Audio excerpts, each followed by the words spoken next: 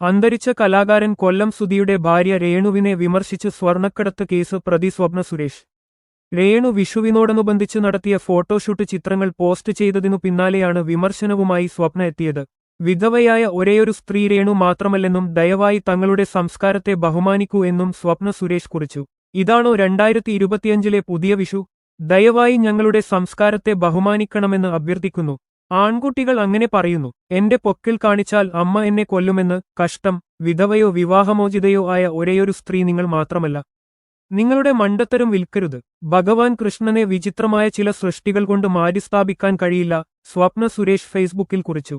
സ്വപ്നയുടെ വാക്കുകൾ ഇതിനകം വലിയ ചർച്ചകൾക്കു തുടക്കമിട്ടിരിക്കുകയാണ്.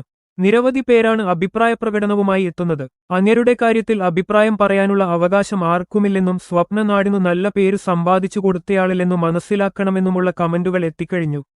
ഇതിനെക്കുറിച്ചുള്ള നിങ്ങളുടെ അഭിപ്രായം എന്താണ്? നിങ്ങളുടെ വിലയേറിയ അഭിപ്രായം കമന്റ് ബോക്സിൽ രേഖപ്പെടുത്തുക.